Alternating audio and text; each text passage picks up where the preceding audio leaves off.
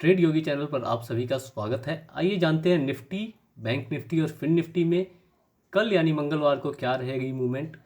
सबसे पहले निफ्टी का चार्ट ओपन कर लें आप लोग। 15 मिनट का चार्ट है और इसमें हम लोग डिस्कस करते हैं। देखिए कल हमने क्या डिस्कस किया था।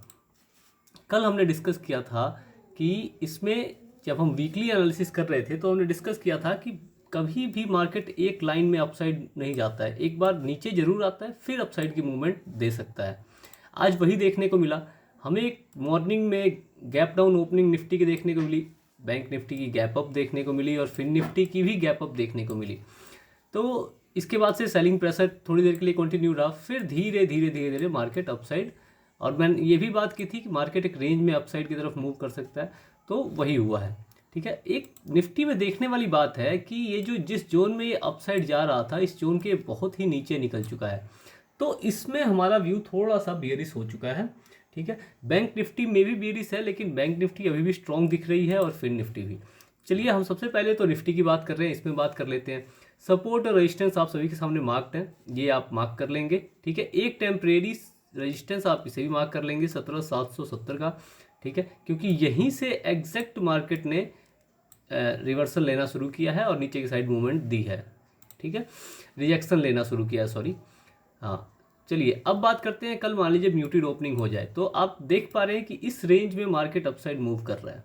ठीक है, तो अगर म्यूटेड ओपनिंग हो, इस रेंज का ब्रेकआउट देखने को मिले और अपसाइड एक बार को निकलता हुआ दिखे, तो फिर आप अपसाइड का पहला टारगेट आपका ये रहेगा, सेकंड टारगेट आपका इस लेवल का यानी 17,800 तक का टारगेट आप प्लान करके चल सकते हैं। अगर म्यूटेड ओपनिंग होके अगर पॉजिटिव प्राइजेक्शन बने और ये जोन ब्रेक हो और ब्रेकआउट सस्टेन हो तो ठीक है। अब ऐसे ही इस जोन के नीचे की तरफ बात कर लेते हैं। अगर इस जोन का नीचे ब्रेक डाउन होता है तो फिर आपका पहला टारगेट ये सपोर्ट, दूसरा टारगेट 17,600 का हो सकता है। ठीक है, यानी 17,600 और 17,650 का आपके दो टारगेट इस जोन के ब्रेक डाउन होने पे आप प्लान करके चल सकते हैं। गैप अप ओपनिंग की बात कर लेते हैं। गैप अप ओपनिंग अगर हो जाए, ठीक, नेगेटिव प्राइजेक्शन बने, आपको तुरंत एंट्री नहीं लेनी है जब तक कि इस रेंज के अंदर एंट्री ना बना ले या इस रेंज को तोड़ ना दे, क्योंकि इस रेंज से या तो एक सपोर्ट लेके अपसाइड मूव कर सकता है या फिर इस रेंज में आके फिर साइडवेज में रह सकता है। और as a option buyer, I hope कि आप सब हैं, ऑप्शन बायर्स के लिए ऐसी मूवमेंट कोई अच्छी नहीं होती है। देखिए ऐसी मूवमेंट इसने ये दी है, ऐसी मूवमेंट में आप ट्रेड कैप्चर नहीं कर पाएंगे। आपकी साइकोलॉजी, भले ही अपसाइड का मूव लगातार कंटिन्यू रहा है, लेकिन आपका जो साइकोलॉजी है, हर एक रेड कैंडल पे आपकी साइकोलॉजी आपको पता है क्या होती है।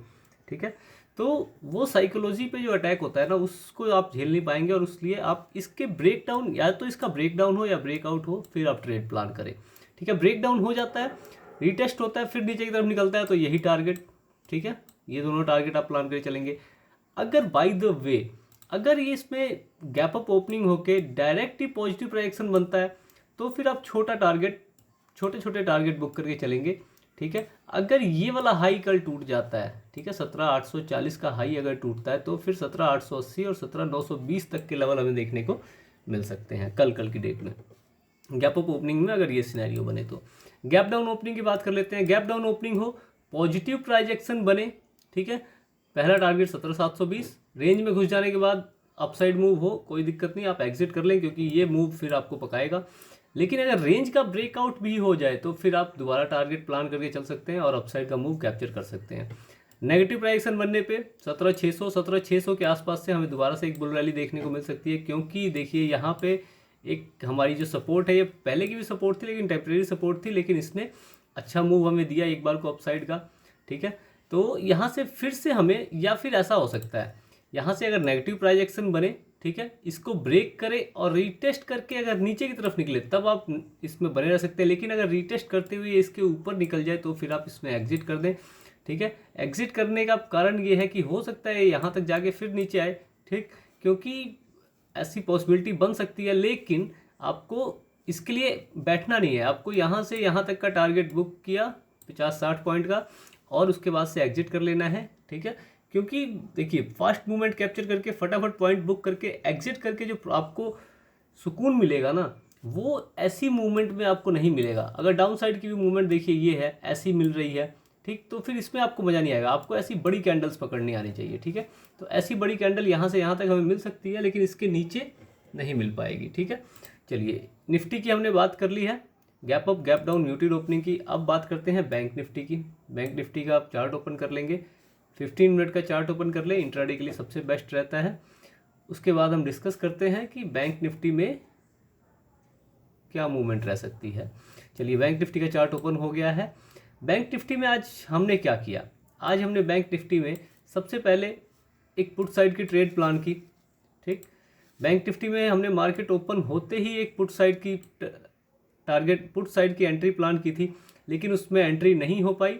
फिर हमने एक कॉल साइड की एंट्री प्लान की, उसमें हमने 30-40 पॉइंट बुक किए, और फिर दोबारा से इस पुट वाली ट्रेड में, जो पहली ट्रेड थी, इसमें हमने अर्ली एंट्री की 290 390 के आसपास, है ना, 390 या 290 के आसपास, और हमने टारगेट ऑलमोस्ट 500 के आसपास का बुक किया है ना। बहुत अच्छा टारगेट हमने बुक किया आज पुट साइड में। उसके बाद से मैंने सभी ट्रेडर्स को एग्जिट कर लेने के लिए कहा। फिर उसके बाद से एक बुल रैली आई, वो हमने कैप्चर नहीं की, उसको हमने एज इट इज छोड़ दिया कि चलो जाओ, अब हमारा प्रॉफिट डिसेंट हो चुका है तो हम दोबारा ट्रेड में एंट्री नहीं करें। देखिए, होना भी यही चाहिए, एक बार अच्छा प्रॉफिट बुक करो, उसके बाद से मार्केट को टाटा बाय बाय कर दो। देखिए हुआ क्या, एक बुल रैली हमें यहाँ से देखने को मिली। अगर हम यहाँ से और लालच करके भी बैठते, ठीक है, तो भी हम फंसते। ठीक है, हम सोचते कि यहाँ से ऊपर जाएगा, रिटेस्ट करेगा, नीचे आएगा, लेकिन ऐसा हुआ नहीं। अगर हम ऐसा सोचते तो हम बैठे रहते, हर एक रेड कैंडल पे हमें लगता कि हाँ अब मार्केट नीचे गिरेगा, अब गिर जाएगा, अब गिर जाएगा, तो उससे होता कुछ नहीं। इसलिए हमने यहीं से फुल बुक किया।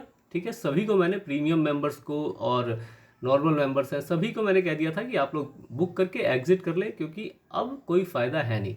एक थोड़ी सी हमने एक्सपायरी के दिन हम सही से ट्रेड नहीं कर पाए थे। ठीक है, मैं थोड़ा बिजी था, तो उसके लिए उस दिन की जो भरपाई थी वो आज हमने ऑलमोस्ट कर ली है।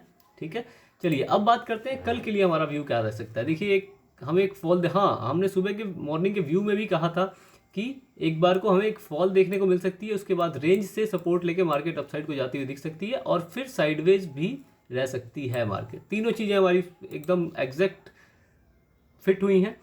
अब कल के लिए क्या व्यू रहेगा, देखिए, सबसे पहले तो आप सभी ये सपोर्ट और रेजिस्टेंस मार्क कर लें। ठीक है, ये सपोर्ट्स है, वो अपर साइड की रेजिस्टेंस है, ये ट्रेंड लाइन मार्क कर लें। ठीक, ये जोन आपको मैंने दिखाया हुआ है, इस जोन के हिसाब से जोन मार्क कर लें, ये जोन भी मार्क कर लें।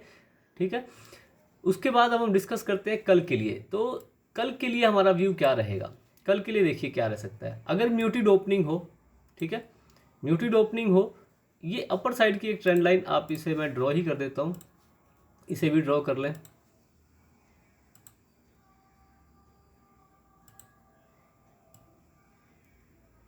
ये ठीक है, ये ड्रॉ हो गया हमारा। अगर म्यूटेड ओपनिंग हो के आप इस ट्रेंड लाइन और इस ट्रेंड लाइन, इन दोनों के बीच में आपको कोई भी ट्रेड प्लान नहीं करनी है। ठीक है, इसके ब्रेकआउट पे आप ट्रेड प्लान करेंगे, आपका टारगेट 17,550 तक का रह सकता है। ठीक है, इसके ब्रेक डाउन पे आप ट्रेड प्लान करेंगे, आपका टारगेट इस ट्रेंड लाइन तक का ही रहेगा, या फिर हो सकता है कि ये यहीं से रिवर्सल ले ले, लेकिन थोड़ा रिस्की रहेगा, लेकिन आप यहाँ तक का ट्रेड प्लान करके चलें। ठीक, अब बात करते हैं गैप अप ओपनिंग की। गैप अप ओपनिंग अगर हो जाए, मान लीजिए इस ट्रेंड लाइन के बाहर ही गैप अप ओपनिंग हो जाती है, नेगेटिव प्रोजेक्शन बनता है, तो हमें वेट करना है इसके टूटने का। ये टूटे तो फिर आपका टारगेट इस ट्रेंड लाइन तक का, ये टूटे तो फिर आपका टारगेट इस ट्रेंड लाइन तक का रह सकता है। लेकिन हो सकता है कि यहाँ से ये सपोर्ट लेके अपसाइड को निकले। अगर ऐसा होता है तो मॉर्निंग का हाई टूटते ही आप कॉल साइड बैठेंगे और आपका टारगेट 42,550, उसके बाद से 42,700 तक का प्लान करके आप चल सकते हैं। ठीक है, अगर नेगेटिव प्रोजेक्शन और पॉजिटिव प्रोजेक्शन, नेगेटिव की बात की, पॉजिटिव प्रोजेक्शन अगर डायरेक्ट बन जाए यहाँ से, ठीक है, तो फिर आपका टारगेट यही 42,500 का, ठीक है, और उसके बाद से 42,700 तक का रह सकता है। वैसे कल मार्केट के साइडवेज रहने के चांसेस ज़्यादा हैं। हो सकता है कल मार्केट इसी में साइडवेज टू बुलिश रहे, या फिर साइडवेज ही हो जाए, टोटल साइडवेज हो जाए, मार्केट एक रेंज में फंस के रह जाए, ऐसा भी कल की पॉसिबिलिटी है। तो इसके लिए भी आपको ध्यान रखना है, इसीलिए मैंने कहा इस रेंज के बीच में आप कोई भी टारगेट प्लान ना करें। ठीक है, और गैप डाउन की बात करते हैं। गैप डाउन ओपनिंग अगर मान लीजिए हो जाए, गैप डाउन ओपनिंग हो जाती है यहाँ के आसपास, पॉजिटिव प्रोजेक्शन बनता है, तो फिर आपको वेट करना है इस ट्रेंड लाइन के टूटने का। ये ट्रेंड लाइन टूटेगी, आपका टारगेट अगली ट्रेंड लाइन तक का रहेगा। अगर ये भी ब्रेक होता है तो फिर गैप अप ओपनिंग वाला सिनेरियो आप अप्लाई कर सकते हैं। ठीक है, लेकिन स्टॉप लॉस ट्रेलिंग के साथ, बिल्कुल स्टॉप लॉस ट्रेलिंग मस्ट है। बिना स्टॉप लॉस ट्रेल किए आप इसमें एंट्री ना करें या फिर इतने लंबे टारगेट के लिए ना बैठें। अगर डायरेक्ट नेगेटिव प्राइजेक्शन बनता है तो फिर आपको केवल और केवल इस ट्रेंड लाइन तक का टारगेट प्लान करना है, ज़्यादा से ज़्यादा इस ट्रेंड लाइन तक का, क्योंकि यहाँ से फिर हमें एक अपसाइड का मूव या फिर साइडवेज मार्केट देखने को मिल सकती है। लेकिन बाय द वे अगर ये टूटता है तो फिर आप 41,800 तक के भी टारगेट प्लान करके चल सकते हैं। तीनों सिनेरियो हमने इसमें भी डिस्कस कर लिए हैं। आप सभी ने सपोर्ट और रेजिस्टेंस मार्क कर लिए होंगे। अब चलते हैं हम फिन निफ्टी पे। फिन निफ्टी में बहुत ही इंटरेस्टिंग चीज़ देखने को मिली। फिन निफ्टी में मार्केट गैप अप ओपन हुई, नीचे गिरी और फिर ये जो पुरानी रेंज थी इस रेंज में मार्केट फंस के रह गई। ठीक है, इसने कोई नई रेंज नहीं बनाई है, इसी में फंस के रह गई। ठीक है, सपोर्ट और रेजिस्टेंस आप सभी के सामने है, इसे आप मार्क कर लें। उसके बाद से हम बात करते हैं मूवमेंट की।